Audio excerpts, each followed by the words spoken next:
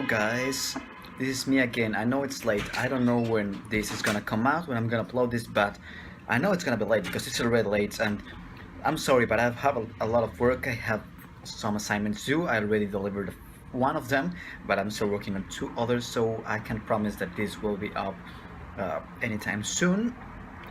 For your challenge, Raul, this is the video that I recorded. This is a classic rap song called Informer by Snow. I hope you enjoyed. Informer, you know, so that I'm no me, I go blame.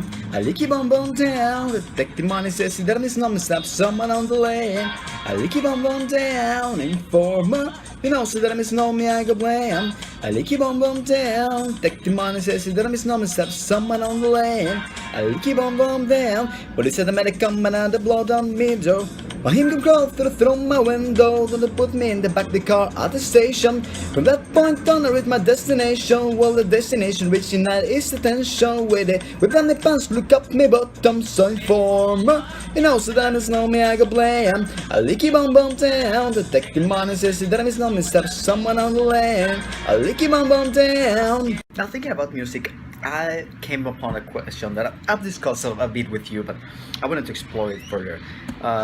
So I'd like to ask, who were the Beatles? Without further ado, welcome to Victorville.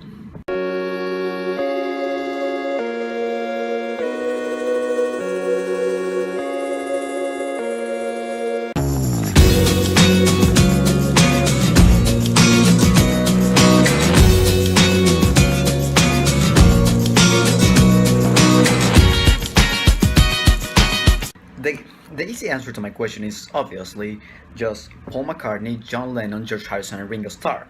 Those were the Beatles, and there's no discussion about that. However, take a look at certain songs.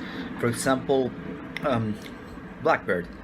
Blackbird is Paul McCartney singing with Paul McCartney playing the guitar, and Paul McCartney just tapping his foot on the ground, singing lyrics written by Paul McCartney. Yet it's considered a Beatles song. Ringo Starr has just collaborated with Paul McCartney on new songs, yet that is not considered a Beatles song. So there must be something else that defines what a band is.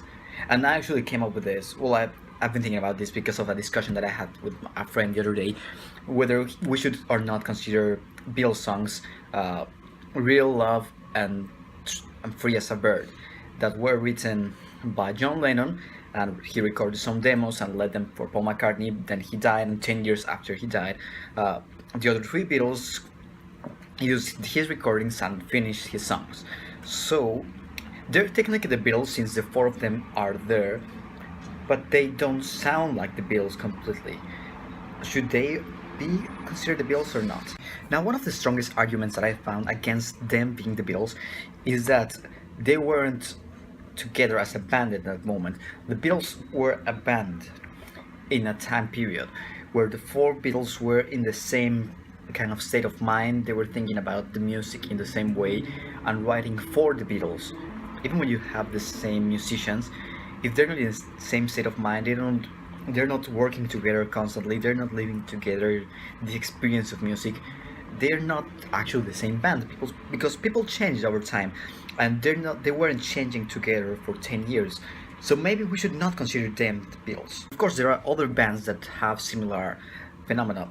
For example, there are many bands that one single member can be the band itself, and even if everything else changes, the band is still the band while that member is there. For example, AC/DC.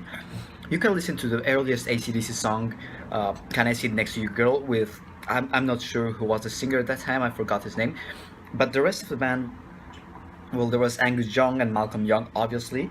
I'm not sure who was the drummer or bassist at the time, but the Malcolm brothers were there all along. Then they fired the singer, and Bon Scott joined in, and it still sounded like AC/DC, it's still AC/DC. Then Bon Scott died in 1979. In 1980, Back in Black came out with Brian Johnson as a lead singer.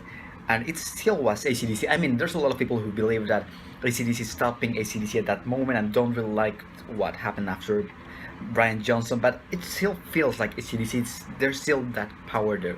Now, since a few years ago, Phil Rudd is in home arrest because of drug possession and things like that. And then there is Malcolm Young, who is no longer in the band because he has dementia. Cliff Williams on the bass just decided to leave the band because it didn't feel like the band to him, but it still sounded like the band with Brian Johnson and Malcolm and Angus Young, because I guess in this case we can see that Angus Young is the core of AC/DC. It's what makes it what it is. And then Brian Johnson became kind of deaf, and Axl Rose took over. Now at this point, AC/DC doesn't really sound like AC/DC anymore, even though Angus Young is still there. And that may seem contradictory to what I've been saying, but that's because Axl Rose is like the band himself. He overpowered Angus Young and made AC/DC sound like Guns N' Roses. That's why Guns N' Roses is Guns N' Roses as long as this guy is in it. It doesn't matter if Slash is in Guns N' Roses or not. The core of Guns N' Roses is Axl Rose, and now he is in AC/DC. So AC/DC is effectively Guns N' Roses with Angus Young. So the Beatles, in conclusion, were the Beatles from 1963 to 1970 while they were playing together. Anything after that could or could not be considered part of the Beatles.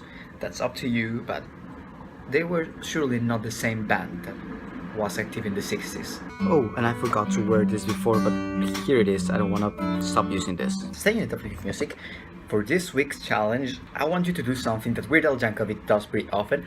You can see it more remarkably during the solo of Smells Like Nirvana. You're gonna have to sing the melody of a song while drinking water. Now, I'll see you soon.